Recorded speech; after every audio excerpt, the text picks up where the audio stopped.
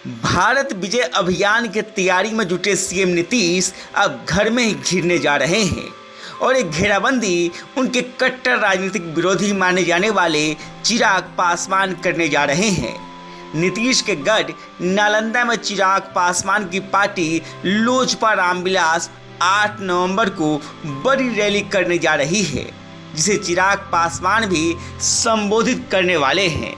जाहिर है रैली में भीड़ होगी, दावा लाखों लोगों के आने का हो रहा है। खैर 8 नवंबर को ही पता चलेगा कि दावों में कितना दम है।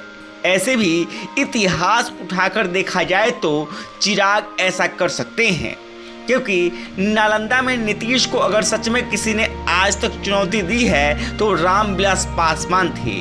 उनकी पार्टी ने जब भी नालंदा से लोकसभा का चुनाव लड़ा तो उनकी पार्टी मामूली अंतर से ही वहाँ हारी है। शायद यही वजह है कि चिराग को नालंदा में उम्मीद दिख रही है और इस उम्मीद को चिराग अब पंख लगाने की तैयारी में है। नीतीश भी इस बात को भांपते हैं, इसलिए बिहार में उन्होंने अपनी बड़ी एनर्जी चिराग को कमज़ोर करने में लगाया है। चिराग को कमज़ोर करने के लिए नीतीश और बीजेपी ने उनकी पार्टी को तोड़ दिया। लोजपा के एकमात्र विधायक को नीतीश ने अपनी पार्टी में मिला लिया, लेकिन चिराग रुके नहीं। उन्होंने किसी से सहारा नहीं लिया, बल्कि एकला चलो की नीति अपनाई। बिहार में घूम घूम कर उन्होंने अपनी पार्टी को मजबूत बनाया और खुद को बिहार के युवाओं का चहेता बना लिया। और चिराग जहां भी जाते हैं उन्हें देखने और सुनने को भीड़ लग जाती है।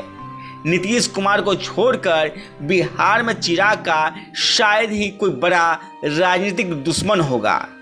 चिराग भी बखूबी इस बात को जानते हैं, इसलिए चिराग ने अब नीतीश को घर में ही घेरने की रणनीति अपनाई है।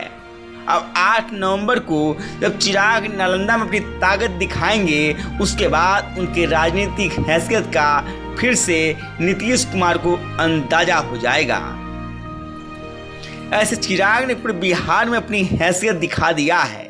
बिहार में सबसे बड़ी विरोधी दल भाजपा ने भी उनकी इसी खूबी के कारण एनडीए में शामिल कराया। बिहार में 2020 के विधानसभा चुनाव के बाद जब जब उपचुनाव की नौबत आई तो बीजेपी को चिराग ही याद आए। चिराग ने अपनी उपयोगिता भी साबित की है। यही वजह है कि एनडीए में पशुपति कुमार पारस के रहने के बावजूद चिराग को अमित शाह ने शामिल कराया।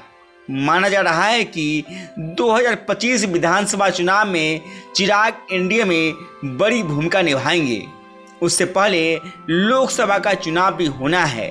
चिराग ने अपनी जमीन सभी जगह मजबूत की है। नालंदा को भी अपनी सेफ सीट बनाने में वो जुटे हुए हैं।